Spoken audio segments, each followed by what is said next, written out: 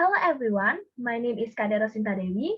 So today I would like to interpreting video in YouTube. So without any further ado, let's start.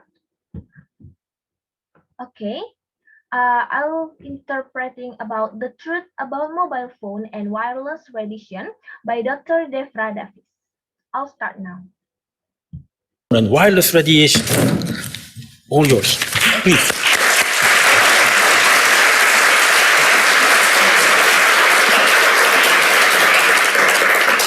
Thank you very much, Dean Mariels. I'm honored to be here. It's a privilege to see so many of you. I must say I'm thrilled to be at this great university, which has a tradition of open and democratic discussion, and I look forward to having a frank and full conversation, as we say in the diplomatic world. Okay, in here, she said that, terima kasih banyak, Dean Mario. Saya merasa terhormat berada di sini.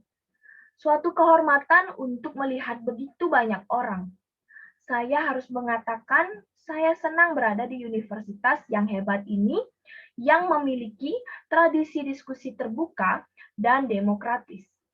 Saya berharap untuk melakukan percakapan yang jujur dan penuh seperti yang kita katakan di dunia diplomasi.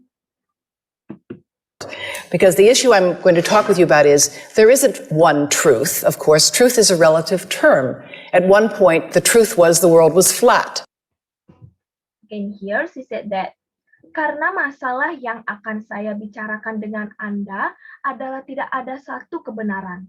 Tentu saja kebenaran itu ialah istilah yang relatif pada satu titik kebenaran adalah dunia itu datar. When we talk about truth in science, of course, it's always relative. But there are now more than 6 billion cell phones in the world today, 8 billion wireless transmitting devices, more than 50 billion are anticipated to form the Internet of Things, and we have to recognize that we don't know a lot about the public health and environmental effects of this form of radiation. Okay, in here, she said that apa yang kita bicarakan tentang kebenaran dalam sains tentu saja selalu relatif. Tapi sekarang ada lebih dari 6 miliar ponsel di dunia saat ini. 8 miliar perangkat transmisi nirkabel, lebih dari 50 miliar diperkirakan akan membentuk sesuatu yang ada di internet. Dan kita harus menyadari bahwa kita tidak tahu banyak tentang kesehatan masyarakat dan dampak lingkungan dari bentuk radiasi ini. You've mentioned some of my career. I won't go through this in any great detail, but I would say to you that probably the most important thing I did, and I see many people in this room aren't even old enough to remember it, but a long time ago, you used to have smoke on airplanes. People could smoke tobacco on airplanes. Okay, in here, she said that Anda telah menyebutkan secara singkat beberapa karir saya. Saya tidak akan membahas ini secara rinci, tetapi saya akan mengatakan kepada Anda bahwa mungkin hal terpenting yang saya lakukan, dan saya melihat banyak orang di ruangan ini bahkan tidak cukup untuk mengingatnya. Tapi, dulu ada asap di pesawat, orang bisa merokok di pesawat. And I was involved as a young scientist in the committee that actually reviewed the data and recommended that there be no smoking on airplanes. Selanjutnya, dan saya terlibat sebagai ilmuwan muda dalam komite yang benar-benar meninjau data dan merekomendasikan agar tidak merokok di pesawat. You may be shocked to hear that it was even a question for science at the time, but it was. And when I look at what we know now about mobile phone radiation, I see some very interesting similarities, because there were a lot of questions that were raised about the safety of tobacco on airplanes. Selanjutnya, Anda mungkin terkejut mendengar bahwa itu adalah pernyataan untuk sains pada saat itu. Tetapi, ketika saya melihat apa yang kita ketahui sekarang tentang radiasi ponsel, saya melihat beberapa kesamaan yang sangat menarik, karena ada banyak pertanyaan yang diajukan tentang keamanan tembakau di pesawat terbang. And they were in fact legitimate questions, things we did not know. There are a lot of important questions to be asked about mobile phone radiation today, without any doubt. But the reality is we're not asking those questions. And with the exception of some researchers here and elsewhere, very little new research is being done in this field. So it's a thrill to be here because Australia has been a leader in research in the field of electrical engineering and its applications to medicine. Yang selanjutnya, dan itu sebenarnya pertanyaan yang sah. Hal-hal yang kita tidak tahu, ada banyak pertanyaan penting yang ditanyakan tentang radiasi ponsel hari ini tanpa keraguan. Tetapi kenyataannya adalah kami tidak mengajukan pertanyaan-pertanyaan itu, dan dengan pengecualian beberapa peneliti di sini dan di tempat lain, sangat sedikit penelitian baru yang dilakukan di bidang ini. Sangat menyenangkan berada di sini karena Australia telah menjadi pemimpin dalam penelitian di bidang teknik elektro dan aplikasinya pada kedokteran. Doing some of the most exciting work in the world and funded by institutions around the world, including the US Department of Defense. And I've worked at some of the top institutions in the world in science, and so when I first thought there could be something wrong with mobile phones, I actually owned 3 phones at the time. I own 2 now. And everybody has to downsize a bit. Dan selanjutnya, melakukan beberapa pekerjaan paling menarik di dunia dan didanai oleh institusi di seluruh dunia termasuk Departemen Pertahanan Amerika Serikat. Dan saya telah bekerja di beberapa institusi terkemuka di dunia dalam sains, dan ketika saya pertama kali berpikir mungkin ada sesuatu yang salah dengan ponsel, saya sebenarnya memiliki 3 ponsel pada saat itu. Sekarang saya memiliki 2 ponsel. Ya, semua orang harus berhemat sedikit. And I didn't believe there was a problem, and I thought if there were a problem, I would know about it because, of course, I knew all about what was important in science. Well, I was wrong. I liked the fact that I could call people or actually send them messages and expect an answer at all hours of the day, and found it kind of fun in the beginning. And when somebody said to me there could be a problem with this with our health, I said, oh, don't be ridiculous. If there was a problem, I'd know about it. Well, I was wrong. And what I now know is that information is being sent to people routinely to give them safety information. Oke, selanjutnya, saya tidak percaya ada masalah dan saya pikir jika ada masalah, saya akan mengetahuinya karena tentu saja saya tahu semua tentang itu penting dalam sains. Ya, saya salah.